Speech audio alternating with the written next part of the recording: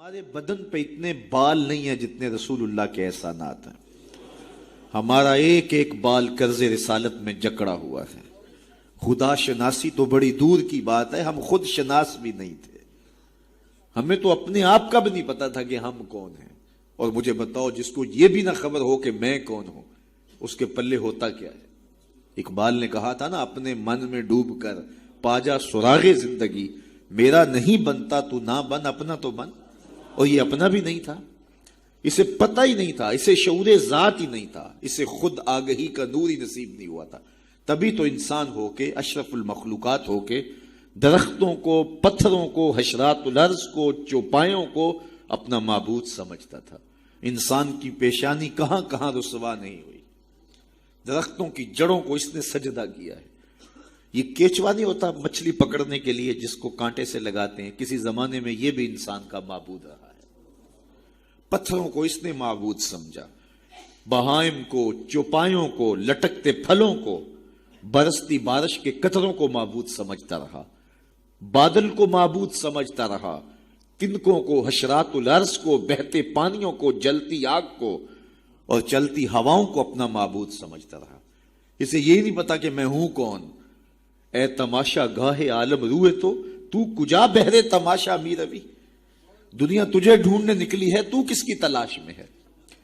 یہ اشرف المخلوقات ہو کے، مقصود کائنات ہو کے، یہ اس کائنات کا دل اور کلیجہ ہو کے، حشرات الارض کو، سانپوں کو، بچھوؤں کو اپنا معبود سمجھ رہا ہے. یہ تو میرے حضور نے بتایا، یہ تیرے معبود نہیں ہیں، تیری دہلیز کے نوکر ہیں. ان درختوں کو پوچھتا ہے، یہ تو تجھے چھاؤں فراہم کرنے کے لیے، آکسیجن دینے کے لیے، تیرے ایندھن کے کام آنے کے لیے، تیرے ذوق نظر کی تسکین کے لیے، تجھے پھل فراہم کرنے کے لیے پیدا کیے گئے ہیں. ان جانوروں کو پوچھتا ہے، یہ تو تیری سواری کے لیے، بار برداری کے لیے، تجھے دودھ اور گوشت کی ضروریات فراہم کرنے کے لیے پیدا کیے گئے. یہ چاند، سورج، ستارے، اجرام فلکیہ، یہ تیرے معبود کیسے ہو سکتے ہیں؟ یہ تو تیری راہوں میں روشنی اجالنے کے لیے پیدا کیے گئے. نہیں تو دیکھ، یہ انگلی اٹھتی ہے اور چاند ٹکڑے ہو کے قدموں میں آتا ہے. سورج پلٹ کے اثر کے وقت پہ آتا ہے. اور سڑیاں کھجوراں اگا جان دائے، او پتھراں نو کل میں پڑا جان دا. قطرے کو سمندر، ذرے کو ستارہ کرتے ہیں، کونین کو خم آ جاتا ہے جب زلف سوارا کرتے. اب انسان کی آنکھ کھلی کہ میں کون ہوں، کہ یہ پوری کائنات. درختوں کو پوچھتا ہے، جا میں نہیں، تو ہی کہہ دے تمہیں اللہ کا رسول بلا رہا ہے. اللہ اکبر. درخت شاخوں کے بل اپنے آپ کو گھسیٹتے ہوئے سلامی دینے حاضر ہو جاتے. حضرت یعلا بن مرہ کہتے ہیں کہ ایک سفر سے واپسی تھی، راستے میں قیام ہوا تو حضور استراحت فرمانے لگے تو میں حضور کے پہرے کے لیے کھڑا ہو گیا. دور صحرا میں ایک درخت تھا، وہ ہلنے لگا، پھر جڑوں سمیت اکھڑا اور شاخوں کے بل اپنے آپ کو گھسیٹتا ہوا میرے برابر آ کے کھڑا نہیں ہو جاتا. میرے لیے بڑی حیرت کی بات تھی، لیکن کوئی تھا نہیں کہ جس سے بات کروں. خیر تھوڑی دیر کے بعد وہ اپنی جگہ سے چلا اور جہاں سے اکھڑا تھا وہیں جا کے نصب ہو گیا. حضور بیدار ہوئے تو سلام عرض کرنے کے بعد میں نے پہلی بات یہی عرض کی.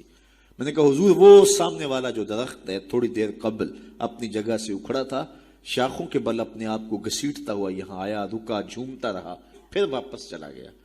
حضور نے حیرت کا اظہار نہیں کیا. میں تو سویا تھا، تفصیل سناؤ. کوئی آندھی آئی، کوئی جھکڑ آیا، کوئی طوفان آیا، کیسے اکھڑا؟ حضور مسکرا دیے اور فرمایا، ھذہ شجرۃ استاذنت ربھا. فرمایا یہ درخت ہے، اس نے رب سے اجازت مانگی تھی. مالک تیرا محبوب نیڑے آیا ہے، سلام نہ کر رہا ہوں. فاذن لھا، تو رب نے اس کو اجازت دے دی تھی، یہ مجھے سلامی پیش کرنے آیا تھا. تو پوری کائنات تو ان کے حسن کا طواف کرتی دکھائی دیتی ہے. وہ انگلی اٹھاتے ہیں، چاند کے ٹکڑے ہوتے ہیں، سورج پلٹ کے اثر کے وقت پہ آتا ہے، درخت کلمہ پڑھ رہے ہیں، کنکر بول کے گواہیاں دے رہے ہیں. اب انسان کی آنکھ کھلی کہ میں جن کو معبود سمجھتا تھا یہ تو ہمارے گرد طواف کر رہے ہیں. اب اس کی آنکھ کھلی، اب شعور سنبھلا اور اب وہ سمجھنے لگا کہ میں کون ہوں. اپنی حیثیت سے اب آگاہ ہوا. اللہ اکبر. بے خبر تو جوہر آئینہ ایام ہے، تو زمانے میں خدا کا آخری پیغام ہے. اسے اب اپنی ذات کا شعور ہونے لگا. خود سے ملاقات تب ہوئی جب حضور تشریف لائے. تو راز کن فقاں ہے، اپنی آنکھوں پر آیا ہو جا، خودی کا رازداں ہو جا، خدا کا ترجمہ ہو جا، خودی میں ڈوب جا غافل، یہ سر زندگانی ہے، نکل کر حلقہ شام و سحر سے جاویداں ہو جا، مسافے زندگی میں سیرت فولاد پیدا کر، شبستان محبت میں حریر و پر نیا ہو جا، گزر جا بن کے سیلے تند رو کو ہو بیاباں سے، گلستان راہ میں آئے تو جوئے نغمہ خاں ہو جا، تیرے علم و محبت کی نہیں ہے انتہا کوئی، نہیں ہے تجھ سے بڑھ کر ساز فطرت میں نوا کوئی۔ اسے اب پتہ چلا، اپنی ذات کی شناخت اب ہوئی۔ اللہ اکبر، کانپتا ہے دل تیرا اندیشہ طوفان سے کیا، نا خدا تو، بحر تو، کشتی بھی تو، ساحل بھی تو، دیکھ آ کر کوچائے چاکے گریباں میں کبھی، کیس تو، لیلا بھی تو، صحرا بھی تو، محمل بھی تو، وائے ناکامی کہ تو محتاج ساکی ہو گیا، میں بھی تو، مینا بھی تو، مستی بھی تو، حاصل بھی تو، آہ کس کی جستجو آوارہ رکھتی ہے تجھے، راہ تو، رہ رو بھی تو، رہبر بھی تو، منزل بھی تو، بے خبر تو جوہر آئینہ ایام ہے، تو زمانے میں خدا کا آخری پیغام ہے۔ تو اب انسان کو اپنی ذات کا شعور ہوا۔ خدا شناسی تو بڑی دور کی بات ہے، میں کہتے ہیں انسان کی اپنی ملاقات اپنے آپ سے تب ہوئی جب حضور آئے، خودی کا شعور تب ملا جب حضور آئے، من سے آگہی تب ہوئی جب حضور آئے۔ تو اگر وہ تشریف فرما نہ ہوتے، خدا شناسی تو بڑی منزل ہے، انسان خود شناس بھی نہ ہوتا، اپنے ذات سے بھی آگاہ نہ ہوتا۔ انسان ہو کے انسانوں کے گلے چیر رہا تھا۔ سکا باپ اپنی بیٹی زندہ درگور کر کے فخر کرتا تھا کہ میں نے اپنی آبرو بچا لی ہے۔ مائیں دنیا کی منڈیوں میں بکتی تھیں، باپ کی توقیر کوئی نہیں تھی۔ اور یہ تو میرے حضور آئے جنہوں نے آ کے بتایا کہ بیٹی عزت کی جگہ پر ہے۔ آپ نے یہ حدیث بارہا سنی ہوگی، علماء کرام سے بارہا سنی ہوگی، لیکن ذرا اس کو اس پہلو میں دیکھو۔ جب بیٹیوں کو زندہ درگور کر کے باپ فخر کر رہا تھا، اس زمانے میں میرے حضور نے کہا میری بیٹی میرے جگر کا ٹکڑا ہے۔ یہ صرف کلمہ تحسین ہی نہیں ہے، یہ کلمہ جہاد ہے۔ اس دور میں جب بیٹیوں کو زندہ درگور کر کے باپ فخر کر رہا تھا، آج تو ہر شخص اپنی بیٹی کو قرار جان سمجھتا ہے، بیٹی کو آنکھوں کا نور سمجھتا ہے، نور نظر سمجھتا ہے۔ بیٹی کے جہیز کے لیے باپ اپنی ساری زندگی لگا دیتا ہے، پردیس کاٹ دیتا ہے۔ جوان بھائی فیکٹری میں اوور ٹائم لگاتا ہے، میں بہن کے ہاتھ پلے کرنے۔ تو آج اگر بیٹی کے بارے میں کوئی محبت بھرے جملے کہے جائیں تو بڑی بات نہیں ہے۔ جب باپ زندہ درگور کر کے فخر کرتا تھا، معاشرے سے اسے داد ملتی تھی کہ تو نے بیٹی کو زندہ درگور کیا ہے، اس زمانے میں میرے حضور نے کہا کہ میری بیٹی میرے جگر کا ٹکڑا ہے۔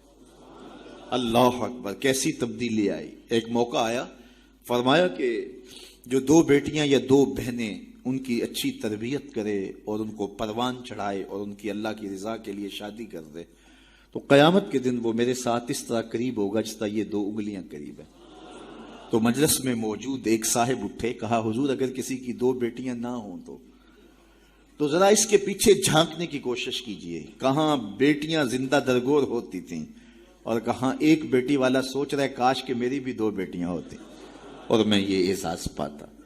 تو یہ معاشرے کو ایک رنگ دیا، معاشرے کو ایک آہنگ دیا، خدا شناسی بھی دی، خود شناسی بھی دی، انسانی حقوق جو پامال ہو رہے تھے ان کو بحال بھی کیا۔ انسان اپنی عزت برباد کر رہا تھا، اجرام فلکی اور مظاہر فطرت کے سامنے ان کے چرنوں میں جھک کر کے اس کو اس کی خودی کا سبق دیا کہ تو کون ہے اور کہاں کھڑا ہے۔ ایک شخص ایمان لانے کے بعد حضور کی خدمت میں حاضر ہوا، عرض کرتا ہے جاہلیت کے زمانے کی دو باتیں ہیں، ایک یاد آتی ہے تو ہنسی نہیں رکتی اور ایک بات یاد آتی ہے تو آنسو نہیں تھمتے۔ کہا وہ کون سی دو باتیں ہیں؟ کہا وہ بات جو یاد آئے تو ہنسی نہیں رکتی وہ یہ ہے کہ میں ایک لمبے سفر پہ گامزن تھا، میں نے سفری معبود پتھر کا بنا ہوا ایک بت بھی اپنے سامان میں باندھ لیا کہ راستے میں پوجا پاٹ بھی چلتی رہے گی، لیکن جب سامان اٹھایا تو سامان بہت بوجھل تھا۔ میں نے سوچا کہ یہ تو میں اپنے ہی معبود کے بوجھ تلے دب کے رہ جاؤں گا، تو میں نے اس کو نکال دیا اور آٹا یا ستو گوندھ کر کے میں نے ایک چھوٹا سا معبود تیار کیا اور اس کو دھوپ میں رکھ کے خشک بھی کر لیا کہ مزید ہلکا پھلکا ہو جائے، اور اس کو اپنے سامان میں اپنے ساتھ رکھ لیا۔ پوجا پاٹ بھی چلتی رہی. خیر جو میرا اندازہ سفر تھا توشہ سفر بھی میں نے اس کے مطابق لیا تھا، لیکن سفر کوئی 2-4 دن اوپر چلا گیا، توشہ سفر ختم ہو گیا. ایک آدھ دن تو میں نے بھوک کاٹی، لیکن جب انتڑیوں میں بل پڑنے لگے اور مجھ سے گوارا نہ ہوا تو میں نے تھیلے سے اپنے اس معبود کو نکالا جو آٹے کا بنا ہوا تھا، اس کو پتھر پہ رکھ کے کوٹا، پھر اس میں پانی ڈالا، پھر اس کو گوندا، پھر روٹی پکائی اور پھر کہا میرے معبود اب کام نہیں آئے گا تو کب آئے گا؟ اب تو میری انتڑیوں میں بل پڑ رہے ہیں. مجھے جاہلیت کے زمانے کی وہ یاد آتی ہے تو مجھے اس بت کی بے بسی پہ ہنسی آتی ہے. کیسا بے بس معبود تھا جو اپنے پجاری کو اتنا بھی گزارش نہیں کر سکتا تھا مجھے پوجنے والے میرے پہ اتنا تو ترس کھا، اب مجھے دانتوں تلے چبا کے تاریک میدے میں پھینکے گا، پھر گندگی کے ڈھیر پہ ڈال آئے گا. آخر میں تیرا معبود رہا ہوں، میرے پر یہ قیامت تو نہ توڑ. تو ایک تو وہ یاد آتی ہے بات تو میری ہنسی نہیں رکتی، اور جو دوسری بات مجھے یاد آتی ہے تو میرے آنسو نہیں تھمتے، اور وہ یہ ہے کہ میری بیوی امید سے تھی اور میں لمبے سفر پہ گیا. کئی سالوں کے بعد واپس پلٹا تو میرے آنگن میں بیٹی کھیل رہی تھی. میری بیوی نے اس ڈر سے کہ کہیں بیٹی کو دیکھ کر کے زندہ درگور نہ کر دے اس کے توتلے لہجے میں میرے لیے محبت ڈال دی تھی، اور وہ مجھے یا آباتا ہو کہہ کے مخاطبہ کرتی ہے اور میری ٹانگوں سے چمٹ جاتی. میں صفاق تھا اندر سے اور مجھے بڑا غصہ آیا. میں نے اپنی بیوی کو گھورا کہ ایک تو نے سانپ کو جنم دیا ہے اور دوسرا نخرے کر دی، اس کو باتیں سکھائی ہیں اور موقع کی طاق میں رہا. لیکن اس بیٹی کے سینے میں میرے لیے اس کی ماں نے اتنا پیار ڈال دیا تھا. بیٹیاں تو ویسے بھی باپ سے ٹوٹ کے پیار کرتے ہیں، بیٹیوں کی محبت تو مثالی ہوتی ہے. پھر ماں نے محنت کی تھی کہ اس کا باپ کوئی انتہائی قدم نہ اٹھائے، تو اس کے لیے اس کے باپ کے لیے بے پناہ محبتیں ڈال دی تھی. کہتے ایک دن میں نے موقع پایا اور اس بیٹی کو اٹھایا اور صحرا میں لے گیا. میرا خیال یہ تھا اس سے آج جان چھڑا لوں، اور گڑھا کھودنے لگا. کڑکتی دھوپ تھی، میرے بدن پہ پسینہ نمودار ہوتا تھا. وہ آگے بڑھتی اور اپنے دوپٹے سے میرے ماتھے کا پسینہ پوچھتی، لیکن میرا دل پھر بھی نرم نہ ہوا. خیر جب میں نے گڑھا کھود لیا تو باہر نکلا تو میری بیٹی نے سکھ کا سانس لیا کہ میرے باپ کی مشقت ختم ہوئی، لیکن وہ نہیں جانتی تھی کہ اگلی مشقت کس کی شروع ہونے والی. میں باہر نکلا اور اس کو زور سے اس گڑھے میں دھکا دے کے اوپر سے مٹی انڈھیلنے لگا. وہ ننھے ننھے ہاتھ جوڑتی رہی، چیختی رہی اور مجھ سے گزارشیں کرتی رہی کہ یہ کیا کر رہے ہو، لیکن میں اوپر مٹی انڈھیلتا رہا اور اس کی چیخیں اس ریت تلے دب گئی. آج جب اسلام لایا ہوں تو اس کی چیخیں مجھے سونے نہیں دیتی. عرب کے ریگزاروں میں دبی ہوئی معصوم بچیوں کے سسکتے آنسو اور اس کی روتی آنکھیں کس کو پکار رہی تھی. بیواؤں کی چیخیں فریاد کر کر کے کس کی منتظر تھیں. یتیم کس کو ڈھونڈ رہے تھے، کس کے منتظر تھے. زمانہ آنکھیں فرش بچھائے ہوئے کس کا انتظار کر رہا تھا. وہ جس کے نام پر داؤد نے نغمہ سرائی کی، وہ جس کے ذکر پر شاہ سلیمان نے گدائی کی. دل یحییٰ میں رہ گئے ارماں جس کی زیارت کے، لب عیسیٰ پہ آئے واز جس کی شان رحمت کے. جو بن کے روشنی پھر دیدائے یعقوب میں آیا، جسے یوسف نے اپنے حسن کی نئے رنگ میں پایا. ندانم آنگلے خنداں چے رنگو بودارت کہ مرغے ہر چمنے آرزوئے او دارت. ہر کوئی منتظر ہے، کوئی ہاتھ پھیلا کے کہہ رہا ہے ربنا وابعث فیہم رسولا. مالک آنکھیں بوڑھی ہو گئی ہیں، اب اس رسول کو بھیج بھی دے. حضرت عیسیٰ تو بولے مبشرم برسول یات من بعد اسمہ احمد. چلو نام بھی بتائے جا رہا، ان کا نام احمد ہوگا. زمانہ منتظر تھا، پوری دھرتی انتظار کر رہی تھی. بیواؤں کی چیخیں اور یتیموں کی آہیں اور معصوم بچیوں کے دبے ہوئے آنسو جب ریت سے پکار کرتے ہوئے عرش الہی کو جنبش دینے لگے تو اللہ کو دکھی انسانیت پہ رحم آیا. آمنہ کی آغوش میں محمد عربی تشریف لے آئے. ناگہاں ساکن ہواؤں پر روانی آ گئی اور چمن کے پتے پتے پر جوانی آ گئی. آج زانوئے ازل نے صبح پہ انگڑائی لی اور مسکرا کر ایک کرن نے ہاتھ میں شہنائی لی. مخزن اسرار قدرت کے امی پیدا ہوئے، غل ہوا دنیا میں ختم المرسلین پیدا ہو.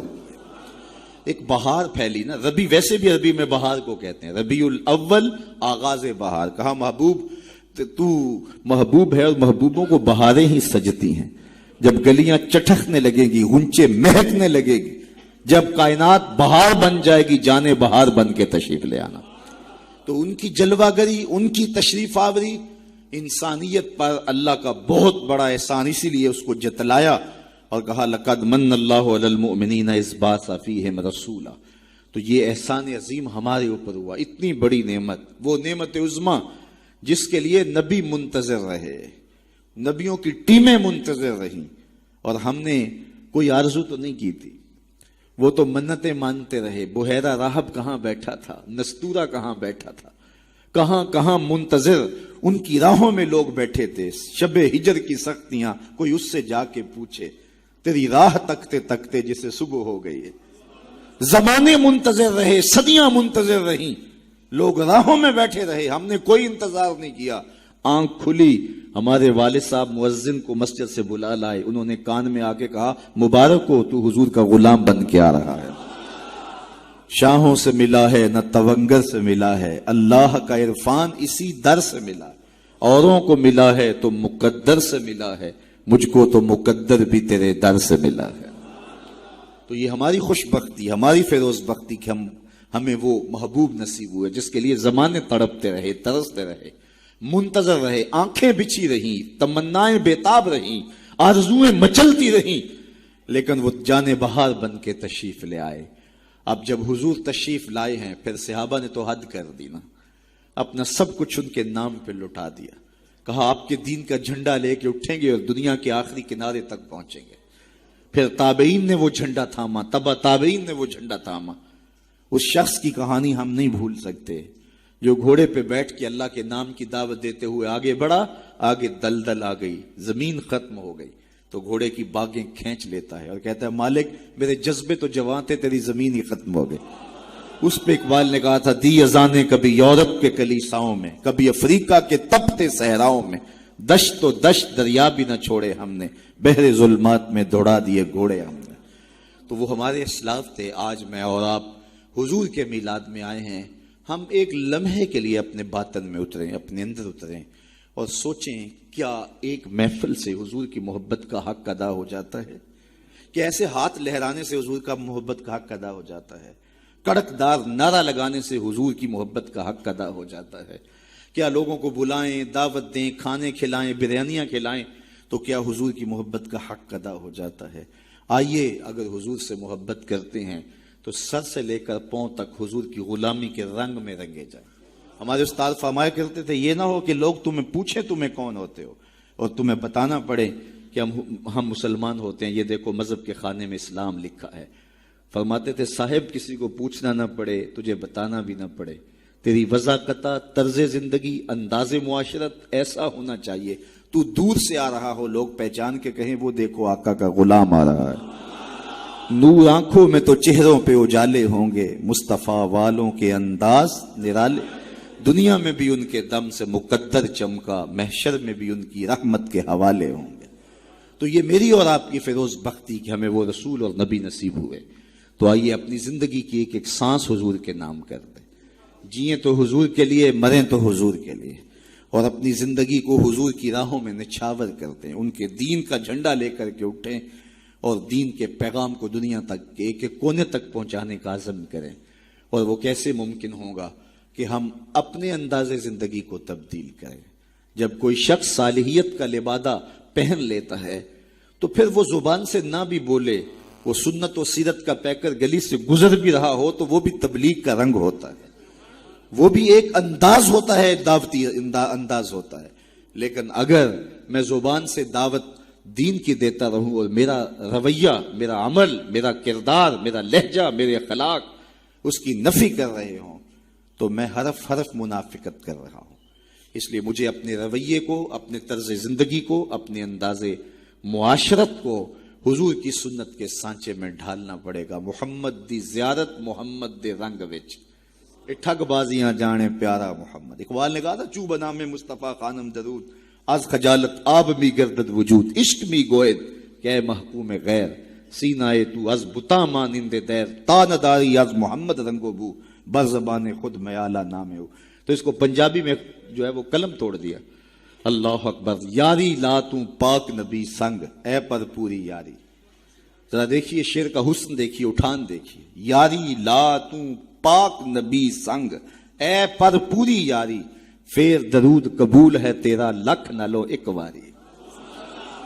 تو اپنے آپ کو ان کی محبت کے رنگ میں رنگ لو اور پھر دیکھنا کہ حضور کی محبتیں اور رحمتیں کیسے برستی ہیں. ہمارے بدن پہ اتنے بال نہیں ہیں جتنے رسول اللہ کے احسانات.